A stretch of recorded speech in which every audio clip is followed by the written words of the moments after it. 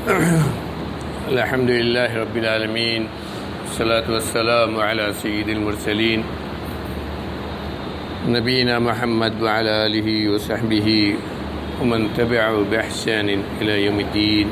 أما بعد،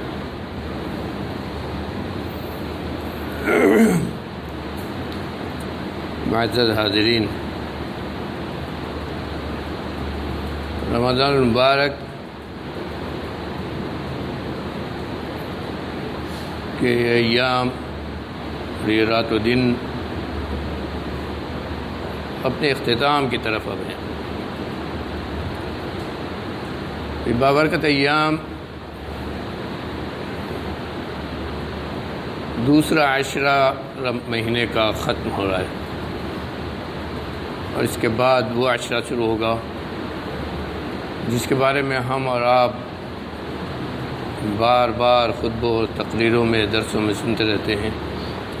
یہ عشرہ پہلے دونوں عشروں سے زیادہ اہم، زیادہ بابرکت اور زیادہ خیر والا، کیونکہ اسی عشرے کی ایک طاق رات میں وہ رات بھی ہے جس رات کو اللہ رب العالمین نے کئی اعتبار سے چنا ہے، منتخب کیا. یہ اللہ کے فضل میں ہے اور اس کے نظام میں ہے، جس کو سنن کونیہ کہتے ہیں. اللہ کی سنن کونیہ کہتے ہیں. اسے اپنے اختیار سے اس نے سال کے کچھ دن، کچھ رات، کچھ مہینوں کو منتخب کیا ہے جن کو فضیلت اس اعتبار سے حاصل ہے کہ ان میں نیک عمل کرنے کا جو ثواب دوسرے اور دنوں اور راتوں اور مہینوں سے زیادہ ہے. رمضان المبارک کے اس مہینے کو اس اعتبار سے سال کے 12 مہینوں میں فضیلت حاصل ہے کہ اس مہینے کی ہر گھڑی، ہر دن ہی نہیں یا ہر رات ہی نہیں، ہر گھڑی اپنے اندر اللہ کی نہ جانے کتنی رحمتوں مغفرتوں کو سمیٹے، جو دوسرے دنوں اور دوسرے راتوں میں نہیں ہے.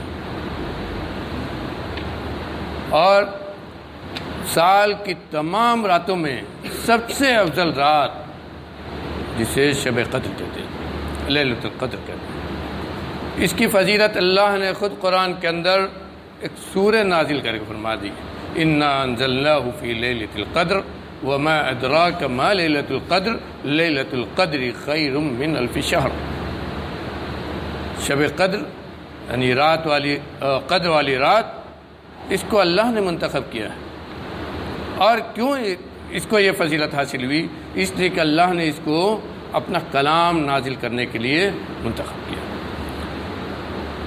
یہاں اس سے معلوم ہوا کہ قرآن مجید، اللہ کا یہ کلام اسی رات میں نازل ہوا ہے. کہاں سے، کیسے؟ میرے نوجوانوں اس کو جانو. قرآن 2 بار نازل ہوا، آپ کو حیرت ہوگی. قرآن 2 بار نازل ہوا. ایک بار لوح محفوظ سے اللہ رب العالمین نے اتار کر آسمان دنیا پر نازل کیا. آسمان دنیا پر رکھنے کے لیے اللہ رب العالمین نے بیت العزہ بنایا، ایک گھر بنایا جس کا نام بیت العزہ اللہ نے رکھا، عزت والا گھر. لوح محفوظ سے جب اتارا گیا تو اسی بیت العزہ میں اللہ رب العالمین نے اتار کر اس کو رکھا. اس کے بعد دوسری مرتبہ جب نازل ہوا تو اس دنیا میں، وہیں بیت العزہ سے اس دنیا میں نبی کریم صلی اللہ علیہ وسلم کے اوپر نازل کیا گیا. یہ دونوں مرتبہ، دو مرتبہ نازل کرنا ہوا. یہ دونوں مرتبہ یہی شب قدر میں. جب اللہ نے لوح محفوظ سے بیت العزہ میں اتارا تھا تب بھی وہ رات شب قدر تھی، لیلۃ القدر تھی. اور جب نبی کریم صلی اللہ علیہ وسلم پر غار حرا کے اندر اتارنا شروع کیا گیا، پہلی وہی جب آپ کے پاس آئی تھی رات تھی. اور مولانا صفی الرحمن صاحب مبارک رحمۃ اللہ علیہ، اللہ تعالیٰ ان کو کروٹ جنت نصیب کرے، اپنی مشہور سیرت کی کتاب الرحیق المختوم میں تحقیق کے ساتھ لکھا ہے کہ وہ رات، جس رات میں پہلی وحی نبی کریم صلی اللہ علیہ وسلم پر غار حرا کے اندر آئی، حضرت جبریل لے کر آئے، وہ کیا تھی؟ وہ کون سی رات تھی؟ وہ 21ویں یا 23 شب تھی رمضان کی، یعنی اور وہی رات اس سال شب قدر تھی. وہی رات اللہ کے اس فرمان کے مطابق انا انزلناہ فی لیلۃ القدر، اس آیت کے مطابق وہ رات شب قدر تھی، تو دونوں مرتبہ۔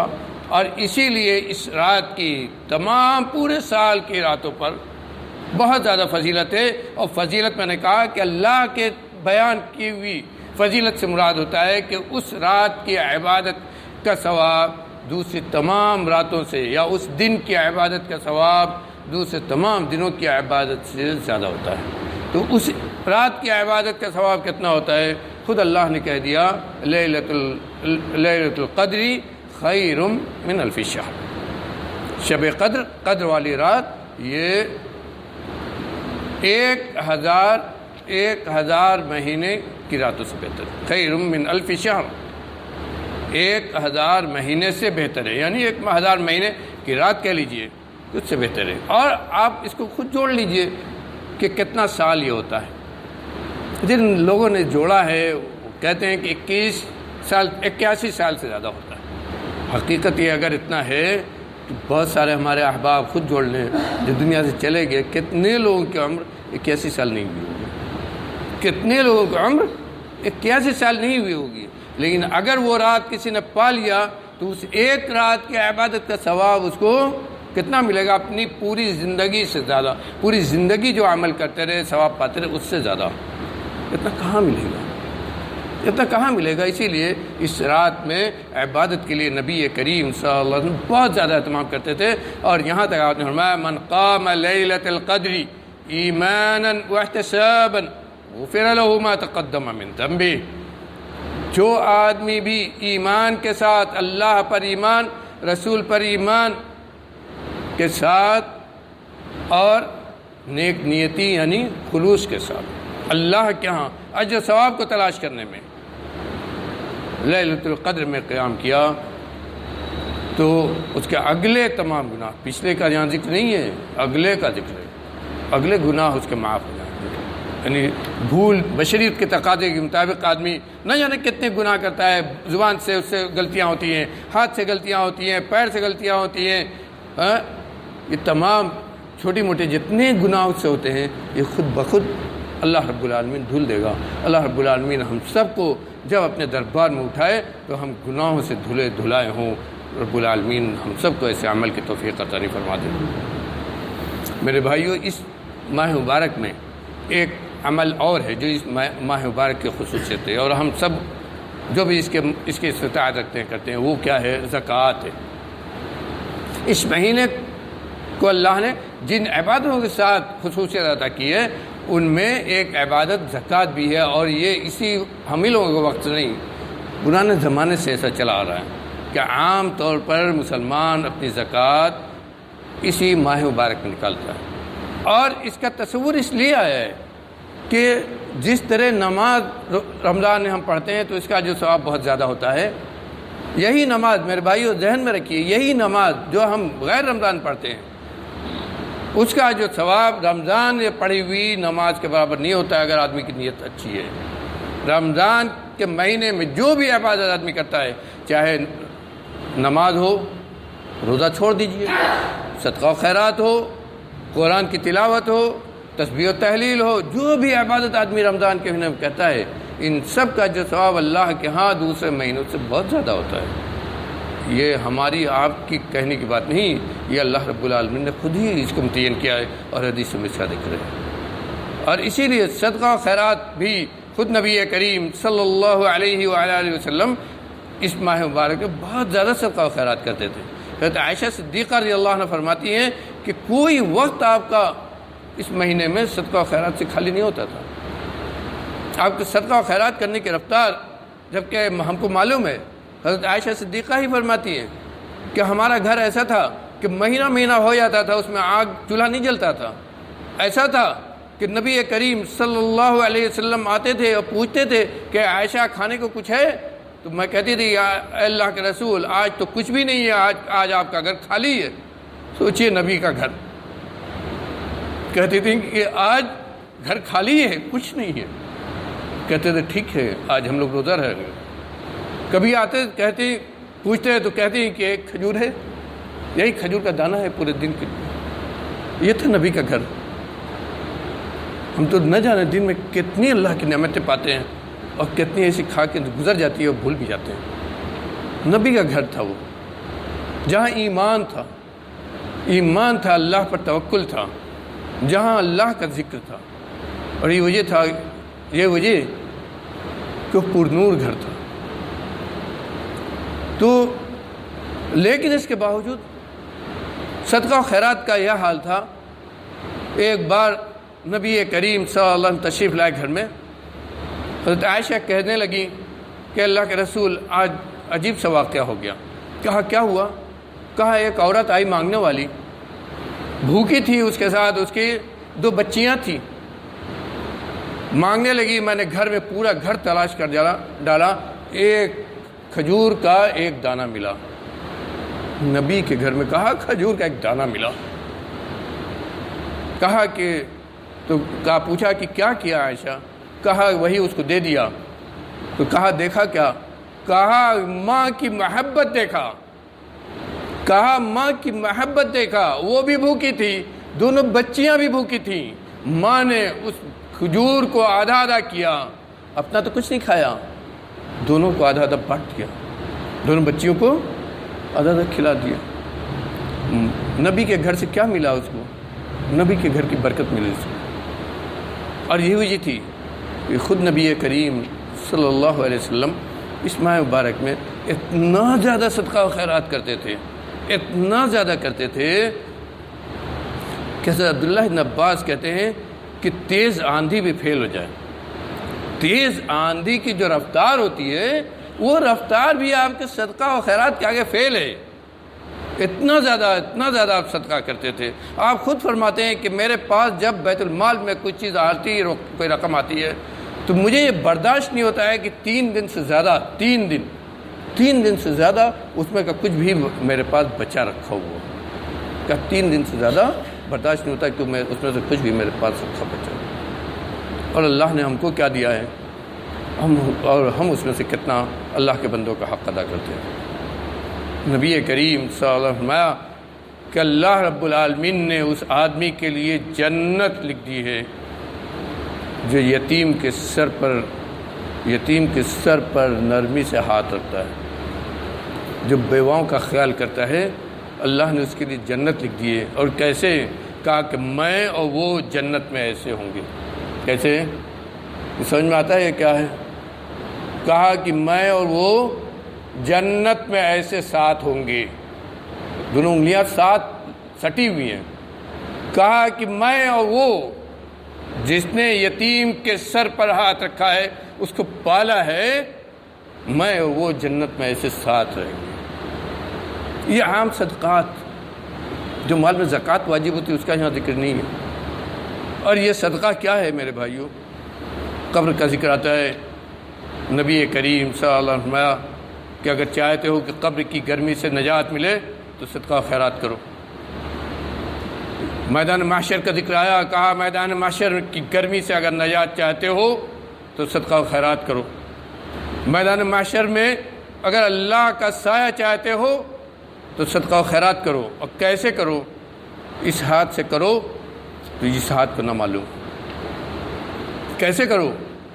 احسان جتا کر نہیں. اللہ نے قرآن میں کہا ہے کہ وہ صدقہ جو احسان جتا کر کیا جائے، وہ صدقہ جو تکلیف دے کر کیا جائے، وہ صدقہ جو بیان کر کے دیا جائے، اس سے کہیں بہتر یہ کہ نہ دیا جائے، بلکہ اس سے بہتر یہ کہ آدمی کسی سے میٹھی بولی بول دے.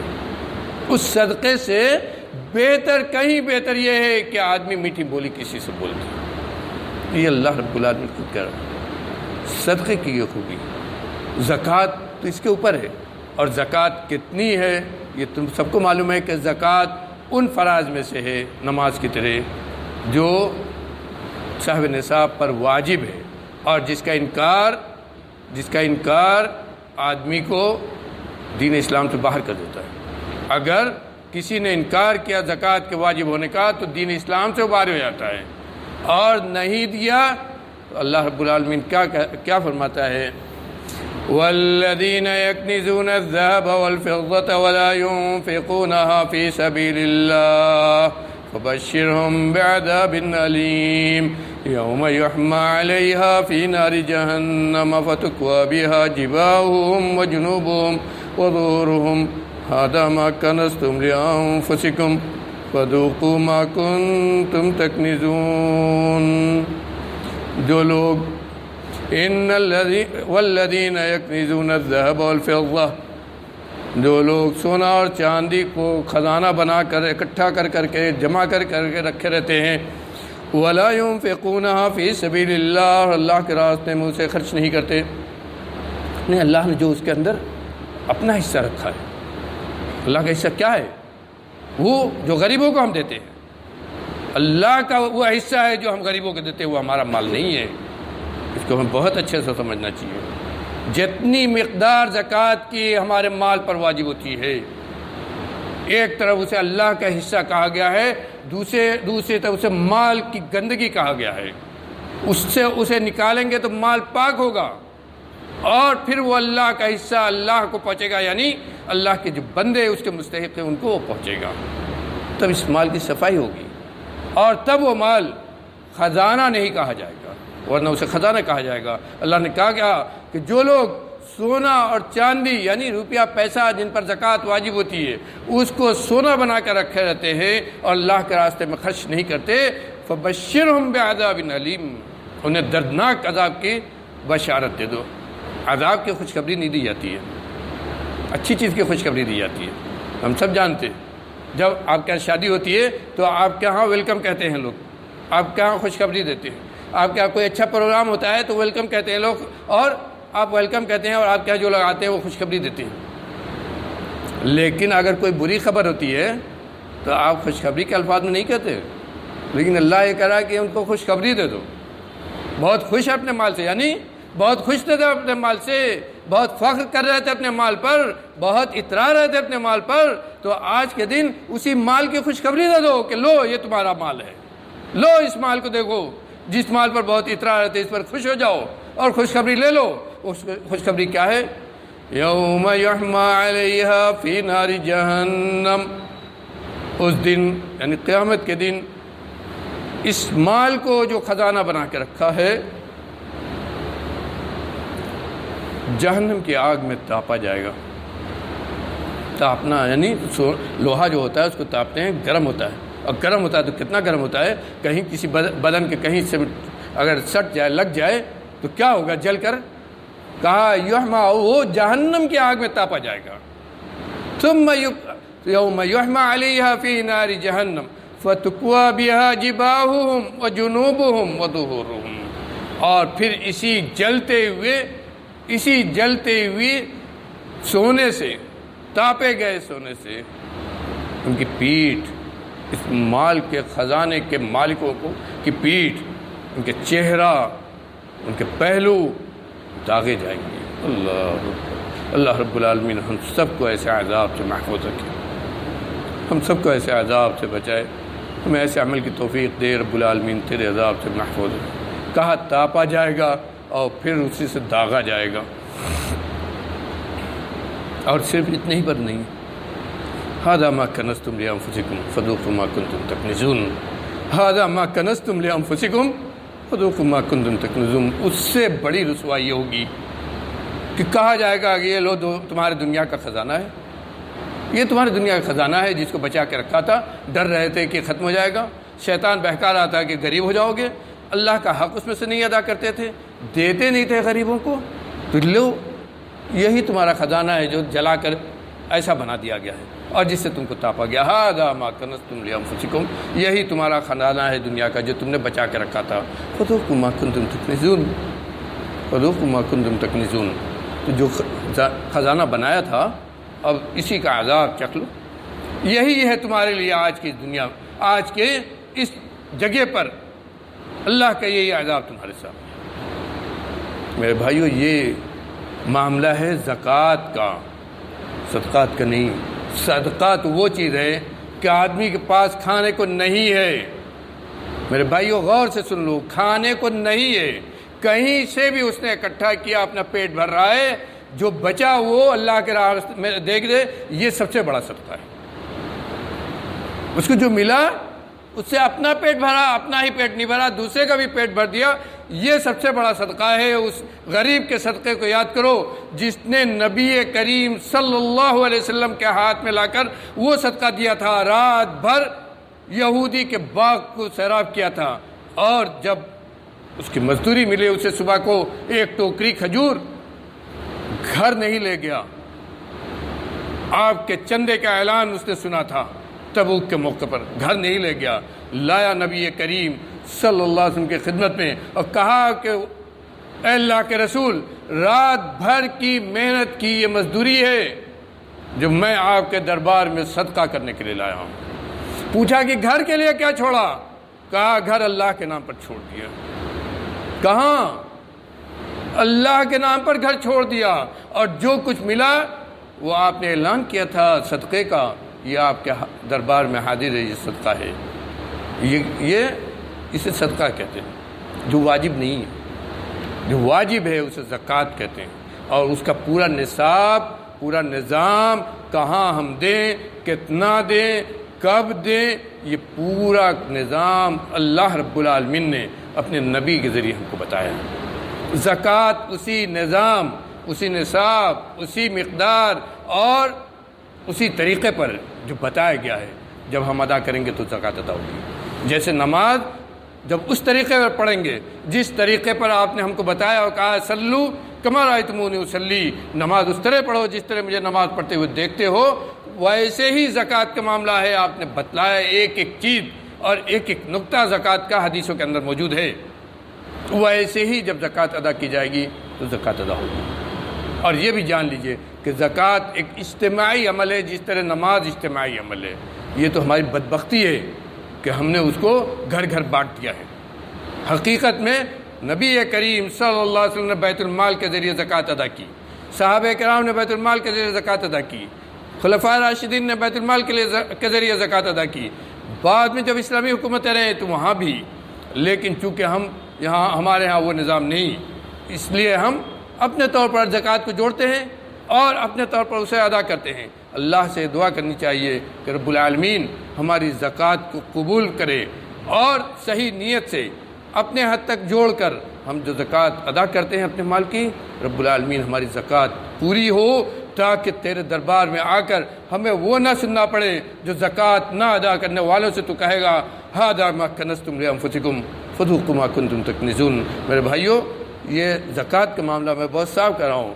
میں تو سوچ کر آیا تھا کہ زکوٰۃ کے پورے اس نصاب کو بیان کروں گا، لیکن بات کہیں سے کہیں گئی اور وقت بھی زیادہ ہوا۔ زکوٰۃ کے تعلق سے جس کو جو سوال کرنا ہو، اگر آپ لوگ ہمارا وقت جو بھی اس سلسلے میں لینا چاہیں لے سکتے ہیں۔ میں سمجھتا ہوں میرا سب سے بابرکت وقت ہوگا جب آپ مجھ سے اس سلسلے میں سوال کریں گے۔ اس لیے درس میں یہی ختم کرتا ہوں، لیکن جس کو زکوٰۃ کے سلسلے میں چاہے نصاب، اس کا نصاب کیا ہے، کب دیا جائے، کیسے نکالی جائے، کن چیزوں پر زکوٰۃ واجب ہوتی ہے، کہاں دیا جائے، یہ سب چیزیں آپ کو جاننا ہے، اس لیے کہ آپ خود زکوٰۃ ادا کر رہے ہیں۔ اس کو جاننے کے لیے ضروری ہے کہ آپ ان لوگوں سے تعلق قائم کریں جو اس کے جانکار ہیں، تاکہ آپ کی زکوٰۃ صحیح طور پر، صحیح جگہ پر، مکمل طور پر ادا ہو۔ اللہ تعالی ہمیں نیک عمل کرنے کی توفیق عطا کرے اور ہمارے تمام اعمال کو، نیک اعمال کو قبول کرے۔ رب العالمین اس ماہ مبارک میں ہم نے جو بھی نیکیاں کی ہیں، پروردگار عالم تو جانتا ہے، ہماری نیتوں کو تو جانتا ہے، ان تمام اعمال کو تم قبول فرما لے، ہماری نیتوں میں برکت عطا فرما دے، ہمارے مال و منال میں برکت عطا فرما دے، ہماری زندگی میں وہ برکت عطا کر کہ جو کچھ ہم کریں تیرے لیے کریں، ہمارا اٹھنا بیٹھنا تیرے لیے ہو، اور پروردگار عالم ہمارا اٹھنا بیٹھنا تیرے لیے ہو، ہمارا کھانا پینا تیرے لیے ہو، ہماری زندگی کا ہر وقت تیرے لیے ہو، ہم جئیں تو تیرے لیے، تیرے دین کے لیے، ہماری موت آئے تو تیرے کلمے پر آئے۔ رب العالمین فتنے کے اس دور میں ہر قسم کی برائی سے تو ہمیں محفوظ کر دے، ہر بیماری سے، ہر سوء سے، ہر فتنے سے، ہر شر سے۔ رب العالمین تیری پناہ ہم چاہتے ہیں، تو ہی ہر چیز کو جانتا ہے، ہمارے دلوں کے احوال کو تو جانتا ہے۔ تو ہی نہیں کہا ہے تو نے ہی کہا ہے کہ امن یجیب المضطر اذا دعاہ ویکشف السوء، اللہ کے علاوہ کون ہے جو تم کو تمہاری بیماری سے تمہاری تکلیفوں سے نجات دے اور تمہاری دعاؤں کو سنے۔ تکلیف کے وقت جب تم پکارتے ہو کون ہے اللہ کے علاوہ جو تم کو تمہاری دعاؤں کو سنے؟ رب العالمین اس بات پر ہمارا ایمان ہے، ہمارے ایمان کو پختہ کر دے، ہماری دعاؤں کو سن لے۔ اس ماہ مبارک میں جو بھی نیکیاں کی ہیں ہم نے ان سب کو قبول فرما لے۔ جب تک ہماری یہ سانسیں چلتی رہیں تیری رضا اور خوشنودی کے عمل کے لیے چلتی رہیں، اور جب ان سانسوں کے ٹوٹنے کا وقت آئے رب العالمین تیرا کلمہ لا الہ الا اللہ ہماری زبان پر ہو۔